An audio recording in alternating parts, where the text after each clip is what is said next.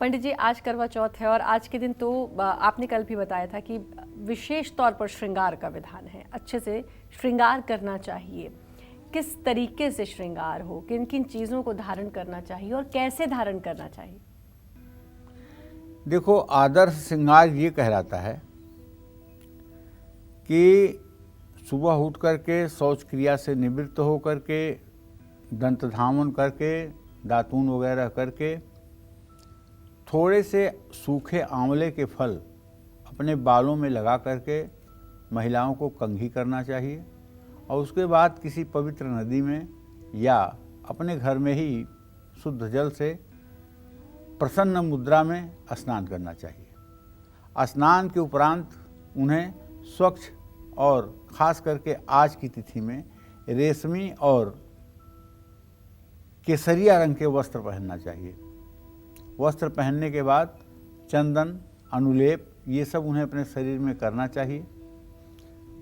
उसके सीधे बाद उन्हें आईने के सामने खड़ी होकर के अपने को व्यवस्थित करना चाहिए और कानों में कुंडल, हाथ में अंगूठी, कमर में करधनी, मांग पे मांगबेदी और गले में हार, दोनों हाथों में मोटे मोटे सोने के कंकन, अगर ये सब संभव हो तो धारण करना चाहिए।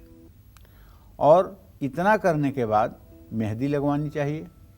आईने में अपना चेहरा बार बार देखना चाहिए। आँखों में काजल लगाना चाहिए। इतना सब करने के बाद पूजा उपासना की तरफ मुड़ जाना चाहिए। और श्रृंगार का मतलब है कि जो अपने व्यक्तित्व के अनुरूप श्रृंगार हो। ऊट पटांग श्रृंगार नहीं होना चाहिए कि आपने ऊट पटांग श्रृंगार कर लिया, श्रृंगार के नाम पे जो और ज़्यादा आपको भद्दा लग रहा है। आपकी लंबाई के हिसाब से, आपकी कद के हिसाब से, आपके रंग के हिसाब से, आपके एजुकेशन के हिसाब से, आपके प्रोफेशन के हिसाब से कौन सा मेकअप आपको सूट करता है, उसी का आपको चयन करना चाहिए। ऐसा नहीं कि हनुमान रामलीला में जैसे मतलब कि लाल रंग बंदर पहनते हैं और काला रंग जो है वो राक्षस पहनते हैं। तो मतलब एक फिक्स मत कर लीजिए मन में कि मुझे इसी तरह से मेकअप कराना है या इसी तरह से मुझे मेकअप में रहना है। ऐसा नहीं।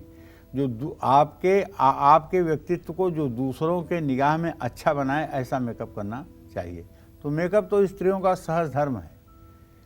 जानती हो, भगवान राम का जब वनवास हुआ था तो चित्रकूट में भगवान राम थे। गहना तो सीता मैया पहन के आई नहीं थी। तो एक बार भर कुसुम सुहाए, निजकर भूषण राम बनाए। भगवान राम ने क्या किया कि कुछ फूल तोड़ कर ले आए और नीम की जो सीख होती है ना, उस सीख को तोड़ करके उसी सीख में सारे फूल उन्होंने पिरो करके और नीम की सीख को एक जगह बांध दिया। तो वो एक कुंडल जैसा गहना बन गया ना, और उसको माँ जानकी को उन्होंने पहना दिया। ये देख रहा था इंद्र का बेटा जयंत। उसे लगा, हे राम, शिव ब्रह्मा सब कहते हैं ये परम ब्रह्म परमेश्वर है, ये अपने पत्नी के लिए गहना गूंथ रहा है, ये परम ब्रह्म परमेश्वर है। अरे ये तो निश्चित रूप से कोई मानव है, हटो। ऐसा सोच करके कौवे का रूप पकड़ करके सीता चरण चोच हति लागा, हति भागा, मंद बुद्धियति बायस कागा। जा करके सीता को अपने चोंच और पंजे से ऐसा मारा नाखून कि सीता को रक्तस्राव, खून बहने लगा। भगवान राम ने देखा तो भगवान ने कुछ नहीं किया, केवल वही सीख जो उनके हाथ में थी, उसी सीख का बाण जो है जयंत के पीछे छोड़ दिया। और जयंत सारे त्रिलोकी में ब्रह्मा के यहाँ, विष्णु के यहाँ, शिव के यहाँ घूमता रहा, लेकिन किसी ने उसे शरण नहीं दिया। अंत में उसकी शरणागति कहाँ हुई? जाकर के प्रभु राम के पास ही हुई, क्षमा मांगने पर। भगवान ने उसे दंड के रूप में एक आंख उसकी फोड़ करके और उसे माफ़ कर दिया। तो कहने का मतलब ये है कि गहना का जब सामर्थ्य जंगल में नहीं था, तो वहाँ भी गहना के नाम पर भगवान हमारे पुष्प का गहना की संरचना कर सकते हैं। तो आभूषण तो महिलाओं का श्रृंगार है। लेकिन कलयुग में लिखा हुआ है ना, कच कंचन भूषण भूरि क्षुधा ममता बहुधा अति व्याकुलता मति थोरी कठोरी न कोमलता सुख चाह मूढ़ न धर्मरता। सारा अर्थ नहीं बताऊंगा, नहीं तो आज सारी देवियां व्रत हैं, हमें कोप कर जाएंगी और शराब दे देंगी। थोड़ा अर्थ बताऊंगा। इसका थोड़ा अर्थ ये है कि कलयुग में महिलाओं के आभूषण के नाम पर, गहने के नाम पर केवल बाल होंगे। सोने चांदी के गहने कम दिखाई देंगे, बाल की ही सारी मतलब कि कलाकारी बाल की ही होगी।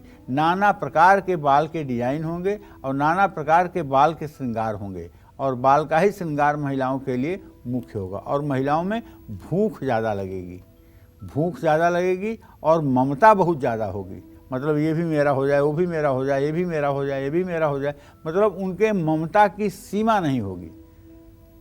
और बुद्धि कठोर होगी, बुद्धि कठोर होगी, मतलब कि दया और करुणा जैसे पहले होती थी महिलाओं में, वो वाली बात अब नहीं रहेगी। जय मां विंध्यवासिनी। तो ये कलयुग के लिए लिखा गया है, खैर जी। घोर कलयुग भी हम कह सकते हैं, जो कि अभी नहीं आया है। चलिए, बात हम करवा चौथ की कर रहे हैं। आज करवा चौथ है और पंडित जी हमें लगातार बता रहे हैं। आज के दिन अभी बताया श्रृंगार कैसे करें, जो कि बहुत ख़ास है। श्रृंगार का बहुत महत्व है शास्त्रों में भी, और आज के दिन श्रृंगार ज़रूर करना चाहिए हर सुहागन को, इसीलिए पंडित जी ने भी बताया।